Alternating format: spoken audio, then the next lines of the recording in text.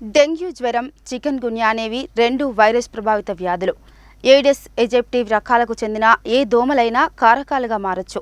అయినప్పటికీ కొన్ని సందర్భాల్లో ఎయిడిస్ ఆల్ఫోఫిక్టస్ ద్వారా కూడా చికెన్ గున్యా వ్యాప్తి చెంది రక్త ప్రసరణ ద్వారా వైరస్ను శరీరంలోకి పంపిస్తుంది. డెంగ్యూ, చికెన్ గున్యా వ్యాధులు నివారణ మార్గాలపై ఫోకస్. డెంగ్యూ జ్వరం, చికెన్ గున్యా సాధారణంగా ఎక్కువ తేమ, సాధారణ వాతావరణ పరిస్థితులు కలిగిన ఉష్ణమండల ప్రాంతాలలో నివసిస్తున్న ప్రజలను అధికంగా ప్రభావితం చేస్తాయి. తీవ్ర వాతావరణ పరిస్థితులలో దోమలకి సంతానోత్పత్తి కష్టమవుతుండటం దీనికి ప్రధాన కారణం. దోమలు ఎక్కువగా కలుషితమైన, నిల్వ ఉంచిన నీళ్లలో ఎక్కువగా సంతానోత్పత్తికి పూనుకుంటాయి. దశాబ్దాలుగా లక్షణాల సారూప్యత కారణంగా ఈ రెండింటినీ ఒకే రకంగా పరిగణించడం జరిగింది. నేటికి ప్రయోగశాలలో పరీక్షలు నిర్వహిస్తే తప్ప రెండింటిలోనూ తేడాలను గుర్తించడం చాలా కష్టం. వ్యక్తి రెండు వ్యాధులను ఒకేసారి కలిగి ఉన్న అరుదైన సందర్భాలు కూడా ఉన్నాయి. క్రమంగా పరిస్థితులు మరింత దిగజారుతుంటాయి. ఈ వ్యాధులకు రోగ నిర్ధారణ తర్వాత జరిగే ఏకైక చికిత్స జాయింట్ పెయిన్స్, జ్వరం మొదలైన లక్షణాల ప్రభావాలను తగ్గించడమే. యాంటీబయాటిక్స్ వాడకం, రోగ నిరోధక శక్తిని పెంచడం, ఆహార ప్రణాళికలో మార్పులు తీసుకొని రావడం, ఈ రెండు వ్యాధులకు సకాలంలో సరైన చికిత్స తీసుకోకపోవడంతో శరీరంలో తీవ్ర ప్రభావాలను కలగజేయడమే కాకుండా అవయవ నష్టానికి కూడా కారణమవుతుందని, వీటి నుండి బయటపడాలంటే సకాలంలో వైద్యం తీసుకోవడమే సరైన మార్గమని డాక్టర్లు చెబుతున్నారు. ఈరోజు ఏంటంటే మనం సీజనల్ ఫీవర్స్ గురించి అవగాహన కోసం డిస్కస్ చేయడం జరుగుతుంది. సీజనల్ ఫీవర్స్ అంటే ఏంటంటే మనకి రెగ్యులర్గా వర్షాలు పడ్డప్పుడు, వాతావరణ మార్పులు ఉన్నప్పుడు వచ్చేటువంటి జ్వరాలని సీజనల్ ఫీవర్స్ అంటాం. అంటే మనం ఎక్కువగా చూసేటువంటి ఫీవర్స్ టైఫాయిడ్, మలేరియా, జలుబు, దగ్గు, జ్వరము, చెవు నొప్పి, మూత్రాశయంలో ఇన్ఫెక్షన్, మూత్రం వస్తే మంట. ఇప్పుడు ఆల్రెడీ కిడ్నీ స్టోన్స్, ఏమైనా gall bladder stones, asthma patients, అలాగే నెలసరి ప్రాబ్లం ఉన్న లేడీస్, ఇట్లాంటి వాళ్ళకి ఎక్కువగా ఇన్ఫెక్షన్స్ వచ్చే అవకాశం ఉంటుంది. సీజనల్ అంటే ఓన్లీ డెంగ్యూ వైరసే కాదు, ఆల్రెడీ ఉన్న ఇన్ఫెక్షన్స్ కొన్నిసార్లు ఎక్కువయ్యే ఛాన్స్ ఉంటుంది. అంటే urine infection or kidney stone or asthma patients, అంటే దగ్గు దమ్ము ఉన్న వాళ్ళకి ఆయాసం రావడం, ఇలాంటివన్నీ కామన్ అనమాట. సో ఇంకోటి ఏంటంటే ఇది ఎక్కువగా ఎవరికి వస్తుంది అంటే చిన్నపిల్లలకి, ఆఫీస్లో వర్క్ చేసే వాళ్ళకి, వ్యవసాయదారులకి, ఎక్కువ హార్డ్ వర్క్ చేసే వాళ్ళకి, వృద్ధులకి, అంటే అబోవ్ 55+, షుగర్, థైరాయిడ్ ఉన్నటువంటి వాళ్ళకి, ఆల్కహాల్, మందు, స్మోకింగ్, గుట్కాలు ఇవి ఎక్కువ తీసుకునే వాళ్ళకి వస్తుంది. తర్వాత పర్సనల్ హైజీన్ అంటే మన మార్నింగ్లో కానీ టైంకి బ్రష్ చేయడము, వాటర్ తాగడము, సఫిషియెంట్గా స్నానం చేసుకోవడము, తినే ముందు తిన్న తర్వాత చేతులు కడుక్కోవడము, వాష్రూమ్ యూరిన్ మోషన్ అయిన తర్వాత చేతులు కడుక్కోవడం, శుభ్రమైన ఫ్రెష్ హెల్దీ ఫుడ్ తినడము, అంటే జంక్ ఫుడ్, ఫాస్ట్ ఫుడ్ కాకుండా ఇవి తిన్న వాళ్ళకి వచ్చే అవకాశం తక్కువ. సో ఈ ఫీవర్స్ వచ్చినప్పుడు ఎక్కువ శాతం మనకు జ్వరము, చలి జ్వరం వస్తుంది, బాడీ పెయిన్స్ వస్తాయి. మన దానికి అనుగుణంగా యూరిన్ మంట వస్తుందా, ఏమన్నా కళ్ళు పచ్చగా, చలి పెడుతుందా, ఇవన్నీ గమనించుకొని 2-3 రోజుల వరకు జ్వరం ట్యాబ్లెటే వాడాలి. మీకు తగ్గిపోతుందంటే ఓకే, అయినా ఇవి వాడినా కూడా తగ్గట్లేదంటే సమీపంలో మీకు ఏది దగ్గరగా ఉంటే డాక్టర్ కానీ, గవర్నమెంట్ హాస్పిటల్ కానీ రక్త పరీక్ష చేయించుకున్న తర్వాతనే యాంటీబయాటిక్స్ స్టార్ట్ చేయాలి. రక్త పరీక్ష చేయండి, యాంటీబయాటిక్స్ వాడకూడదు. ఎందుకంటే వరల్డ్ హెల్త్ ఆర్గనైజేషన్ WHO ఈ మధ్య మనకు ఆల్రెడీ చెప్పడం జరిగింది, యాంటీబయాటిక్స్ అనవసరంగా వాడడం వల్ల మనకి యాంటీబయాటిక్స్ ఆ హాస్పిటల్ దగ్గరికి వచ్చేటప్పటికి ఆల్రెడీ వాడడం వల్ల కొంచెం దానికన్నా ఎక్కువగా మోతాదు ఉన్నటువంటి యాంటీబయాటిక్ ఇవ్వడం వల్ల బాడీకి మంచిది కాదు, పేషెంట్ కూడా ఖర్చు ఎక్కువగా అవుతుంది. సో కాబట్టి unnecessary antibiotics వాడకండి.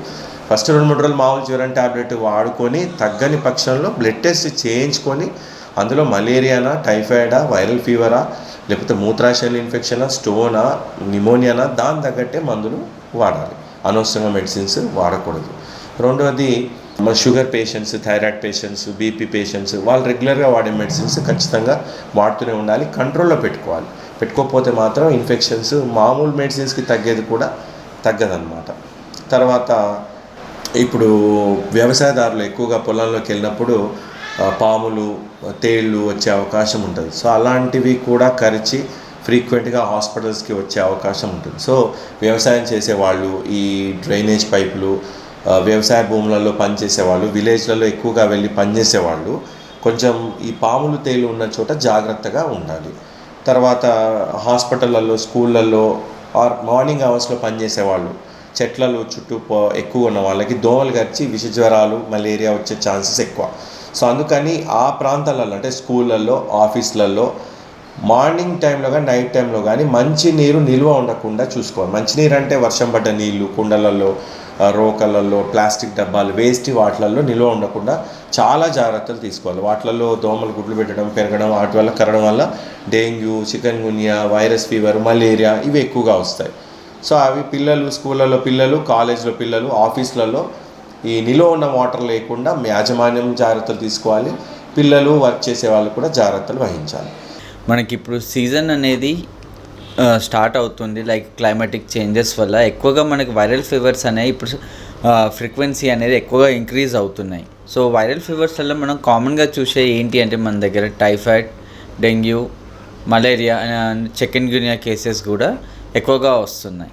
So the most important ఏంటంటే డెంగ్యూ, చికెన్ గున్యా అనేది మస్కిటో వల్ల స్ప్రెడ్ అవుతుంది. సో నార్మల్గా మస్కిటో అనేది ఎప్పుడు కరుస్తుంది, మనం ఏమనుకుంటాము నైట్ పూట కరుస్తుందని చెప్పి నైట్ పూట ప్రాపర్ ప్రికాషన్స్ అన్నీ చూసుకుంటాం. But the thing is dengue and chikungunya cause చేసే మస్కిటో డే టైమ్ బైటర్స్. అది ఉదయం మధ్యాహ్నం టైంలో కరుస్తుంటుంది అండ్ అది లో ఫ్లయింగ్ మస్కిటోస్. ఓకే, దానివల్ల ఏమవుతుంది, మనకి డే టైంలో కరవడం వల్ల మనకి ఎక్కువగా డెంగ్యూ, చికెన్ గున్యా అనేది వస్తుంది. మనకి same dengue and chikungunya అనేది ఒకే విధంగా ప్రజెంట్ అవుతుంది.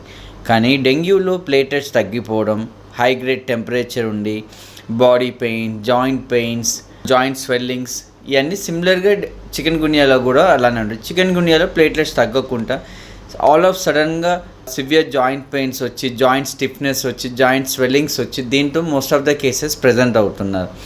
And the most important thing అండి, ఈ డెంగ్యూ వీటిలలో మనము మెయిన్గా ఎన్ఎస్ఐడిస్ అంటే పెయిన్ కిల్లర్స్ అనేది అసలు యూజ్ చేయొద్దు.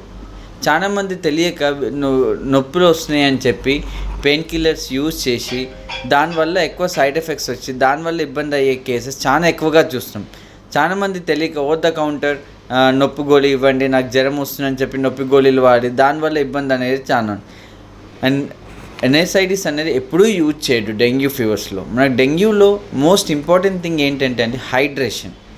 మనం ఎంత బాగా హైడ్రేట్ అయ్యి ఎంత బాగా ఫ్రూట్స్ తీసుకుంటే దాంతో సగం ఇంప్రూవ్మెంట్ అనేది ఉంటుంది. సో యాక్చువల్గా మనము ఈ మస్కిటోస్ ఎక్కడ ఉంటాయి ఏంటి అనేది కూడా ఒక పాయింట్ చేయాలి. మనం మస్కిటోస్ అనే దానికి ఇప్పుడు ఫర్ ఎగ్జాంపుల్ మన ఇల్లు ఉంది, ఒక చిన్న పాట్ లాంటిది ఉంది, దాంట్లో కొన్ని వాటర్ ఉంటాయి. ఆ వాటర్ ఎప్పటి నుంచి ఉంటుంది, చిన్న పాటే కానీ మనం దాన్ని అబ్జర్వ్ చేయం, దాన్ని అట్లానే వదిలిపోతాం. సో ఆ stagnant water is the breeding site for the mosquito.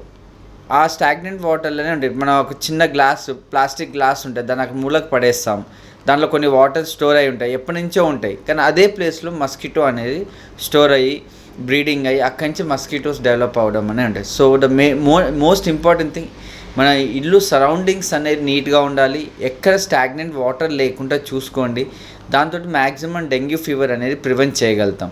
అంటే మోస్ట్ ఇంపార్టెంట్ థింగ్, మనము ఒక రాంగ్ ఐడియా అనేది ప్రతి ఒక్కరు ఉంది. ఇప్పుడు డెంగ్యూ జ్వరం వచ్చిందా, పపాయ ఆకు రసం తాగండి ఎమ్మటే పెరిగిపోతుంది, అదే పనిగా పపాయ రోజంతా తినండి అనేది ఎక్కువగా ఉంది. సో మై మెయిన్ అడ్వైస్, మీరు పపాయ రసం తాగిన దానివల్ల అయితే బెనిఫిట్స్ అయితే ఏం లేదు. దానికి ఒక సైకిల్ ఉంటుంది, ఆ సైకిల్ ప్రకారం మనం ట్రీట్మెంట్ వలన రికవరీ అనేది ఉంటుంది. Every fruit has its value. Only papaya leaf వల్ల పెరుగుద్దని అయితే ఏం లేదండి. ప్రాపర్గా ఓఆర్ఎస్, అది కూడా ఎలక్ట్రోలైట్ శాషెట్స్లలో 1 లీటర్ వాటర్లో కలుపుకొని తాగండి, దానివల్ల మీకు బెనిఫిట్ అనేది ఉంటుంది. అన్ని ఫ్రూట్స్ తీసుకోవచ్చు అండ్ సరౌండింగ్ హైజీనిక్గా పెట్టుకోండి, దాంతో సగం కేసెస్ని మనం ప్రివెంట్ చేసుకోవచ్చు. ద మోస్ట్ ఇంపార్టెంట్ థింగ్, అన్నెసరీగా పెయిన్ కిల్లర్స్ మాత్రం యూజ్ చేయకండి. Thank you.